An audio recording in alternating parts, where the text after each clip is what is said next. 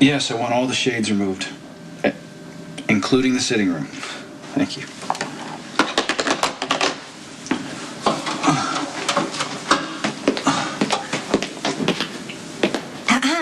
Hey, if you come over here and help me, I'll give you a nice kiss. Didn't that already get us in trouble?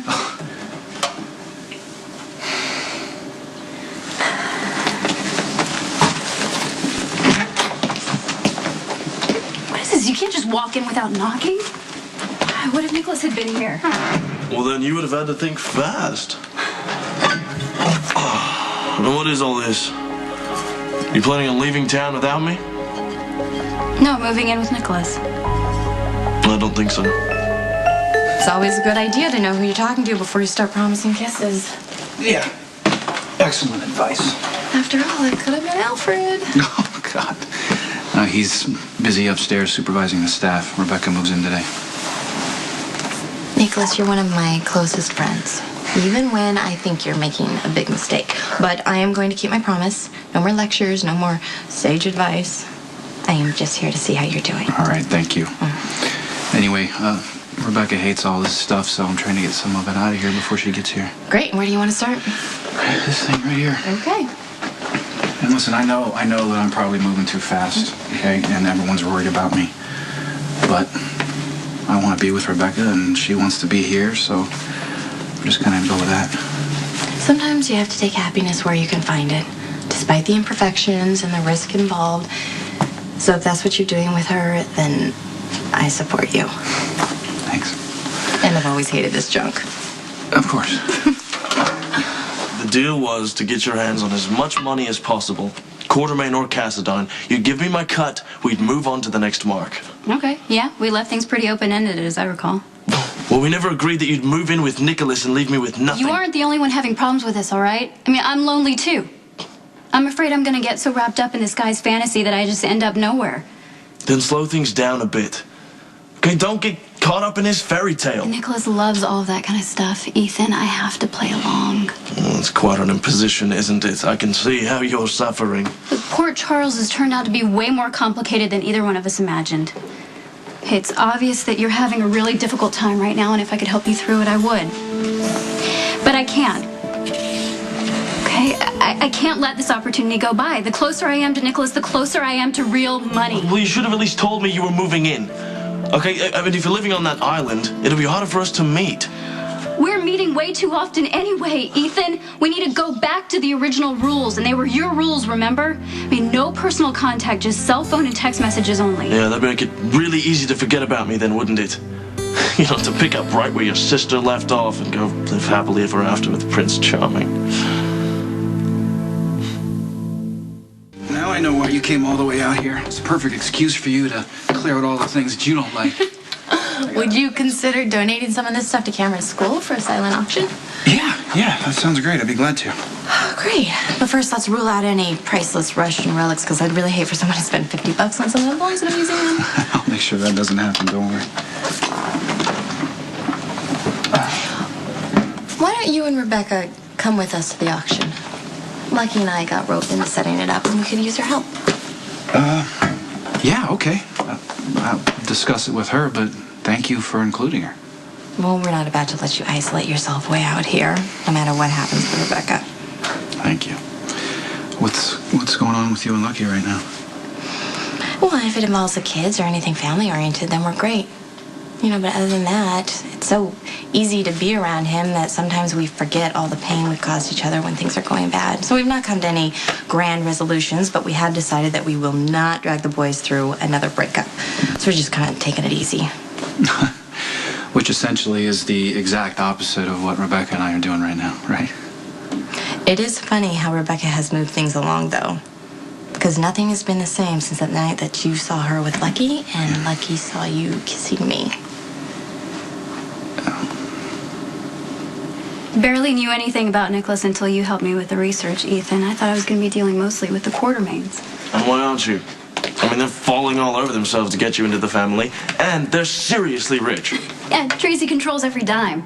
I don't know about that. I bet if you played beloved granddaughter to the old man, you could get pretty much anything you like. Tracy would never let that happen. Ethan, she hated me on sight. Big surprise. And she's starting to suspect that something's going on between us. I just want to stay as far away from her as possible. Anyway, I don't know. Nikolas is the real money. And I'll have access to more than we ever imagined. And then what? And then you get your cut, and we leave town, and we see what happens next. That's my girl.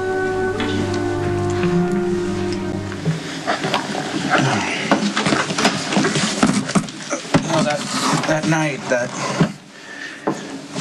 kiss kind of caught me off guard a little bit, you know? Yeah, same here. You know, it's so weird how one action, one unexpected event can just change everything in an instant. Put things back into perspective, though, didn't it? Yeah, and we both ran straight to other people. True.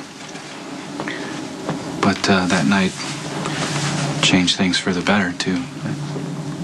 And it's a perfect example why we should never get drunk together at Jake's.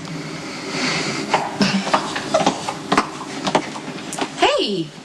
You guys, oh my gosh, I can't believe you're both here. Are you guys up for something new and fun at Jake's?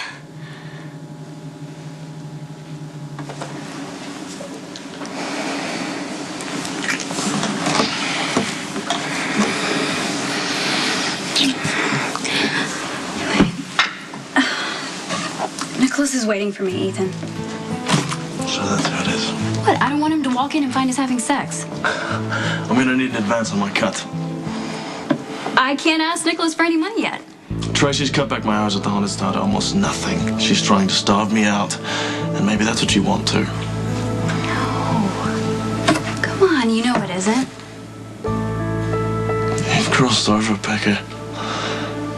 You've chosen the prince over the bloke you met at the airport during a snowstorm. I can't blame you for that.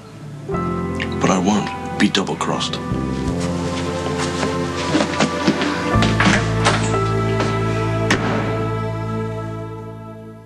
If you never tried karaoke, tonight is the night. I think it sounds like fun. What's the point of listening to people sing along to canned music? It helps to have a couple drinks. Oh, yeah, well, no alcohol for me, at least not at Jake's. Scared? Whatever that's about, I don't know. But I really hope you guys both decide to come because I want to see this family on neutral ground and see if we can actually spend an evening together without fighting. So you invited Ethan? Yes, I left him a message, and I already told Lucky that you were coming, so don't make a liar out of me. I've been so worried about Lucky, I'll do anything to help, even listen to karaoke. Okay, so what about you? Come on, it's gonna be fun. I'm sorry it took me so long to get here. Rebecca and I will not be going to Jake's this evening because it's our first night of living together.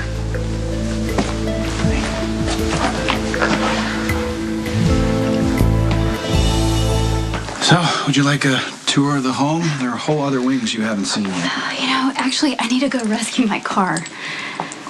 Why? What's the problem? The battery died when I was leaving Kelly's, which is why I'm so late. I had to leave a whole bunch of stuff in it. That's all right. Alfred will send someone over and take care of it. No, it's my responsibility, Nikolas, not Alfred's. I'm just gonna get someone to push it to the curb, you know, and I'll get a new battery on payday.